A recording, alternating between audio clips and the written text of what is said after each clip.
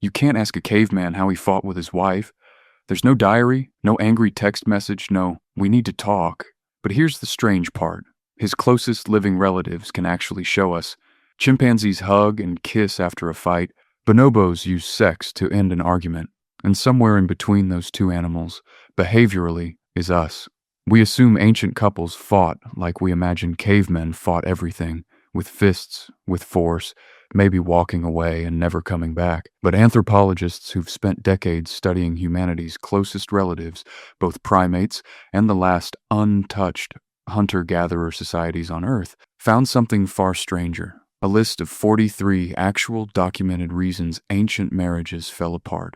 A tribe where jealousy had one very specific, almost eerily modern trigger. An ape species that appears to have invented the makeup hug millions of years before couples therapy existed. And a structural reason ancient breakups may have been less dangerous than the ones we have today. By the end of this video, you'll know exactly how the first real fights between partners might have looked, and why walking away from an argument used to be a lot easier than it is now.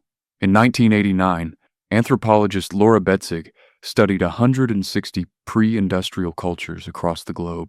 She wasn't collecting love stories. She was cataloging divorce, case by case, culture by culture. And what she found reads less like ancient tragedy and more like a customer complaint form.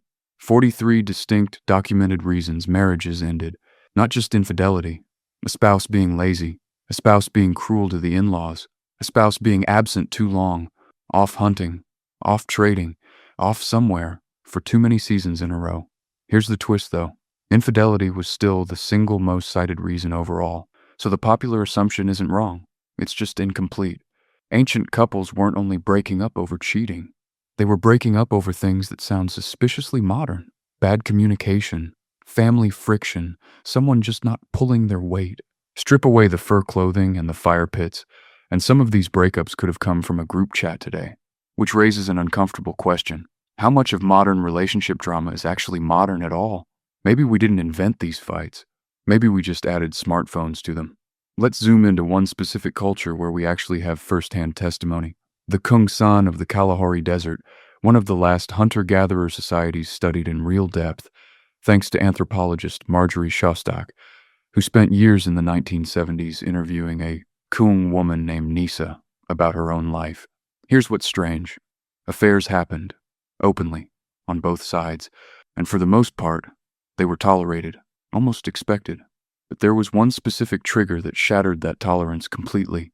When a husband suspected the child wasn't his, that reaction wasn't ordinary jealousy. Shostak described it as panic, sudden, specific, and disproportionate to how casually affairs were otherwise treated. And remember, this is thousands of years before DNA testing could ever settle the question one way or another. So paternity anxiety, that very specific fear, wasn't invented by modern paternity test daytime television. It might be one of the oldest, rawest fears in human relationships, old enough that an entire tribe built social rules just to manage it. So if that's the trigger, what happened after the fight itself? For this, we stop looking at humans and start looking at chimpanzees. In 1975, at the Arnhem Zoo in the Netherlands, a young primatologist named Frans de Waal noticed something nobody had documented before. After a violent conflict between two chimps, the opponents would come back together, often within minutes, embracing, kissing, grooming each other's fur like nothing happened. De Waal called it reconciliation, a friendly reunion between former rivals. But here's the twist. Bonobos, genetically just as close to humans as chimpanzees are, do something completely different to diffuse the exact same kind of tension. They use sex, not for reproduction, purely to release the pressure and move on. So which one are we more like? The hugger or the other option? Neither one, fully. But both instincts, the reconciliation gesture and the tension release, show up in human relationships today in different forms, which means making up after a fight probably isn't a modern relationship skill we invented in therapy offices. It might be something wired into us long before we were even fully human, a behavioral fossil still running in the background every time a couple hugs it out. Here's where the story gets more complicated, in a good way. De Waal ran another experiment. Rhesus monkeys almost never reconcile after fights. Rigid hierarchy, no forgiveness. Dominant ones simply take what they want and move on. But when researchers housed rhesus monkeys with a more peaceful species, Stump-tailed macaques. For a few months, something shifted. The rhesus monkeys started reconciling too. They learned it from watching a more peaceful neighbor. That single detail wrecks a very popular assumption that ancient humans were just naturally violent or naturally peaceful, hardwired one way from birth. Anthropologist Christopher Boehm's research across 49 forager societies backs this up on the human side. More than half of the groups with documented deadly conflict also had regular, formal peacemaking systems. War and diplomacy, coexisting in the same society, sometimes in the same week. Conflict style, it turns out, was never fixed. It was closer to a skill, shaped by community, by example, by who you grew up watching resolve their arguments. But here's the single biggest reason ancient fights probably didn't escalate the way we picture in movies. In hunter-gatherer bands, couples weren't trapped by land, property, or a 30-year mortgage. If a relationship soured badly enough, you could genuinely just leave, walk over to the next band. Loose kinship ties between neighboring groups made that transition possible. You weren't cutting yourself off from humanity, just changing your address. Think about what that actually does to an argument. No shared property to fight over, no lease neither person can afford to break alone, no joint bank account holding two angry people hostage to each other. The exit door, for most of human history, was simply left open, which means ancient couples may not have fought less because they were somehow more evolved, more mature, more enlightened than us.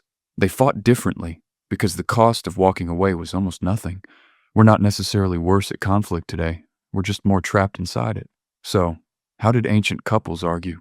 Not in silence, apparently, with words, taught deliberately, even to children. According to Shostak's notes on Kung kids being encouraged to express jealousy and rage out loud instead of acting it out physically, with a real low-cost option to simply walk away if things got bad enough. And, if our closest animal relatives are any real clue, with a reconciliation ritual right after, a hug, or something a little more, depending on which ancestor you ask. We can't ever actually ask a caveman how he made peace with his wife after a fight. There's no interview, no letter, no record. But in some strange, inherited way, watching a chimp embrace a rival, or a Kung mother teach her child to use words instead of fists, we might already be doing exactly what he did. So, would you have fought it out, or just walked to the next camp? Tell me below.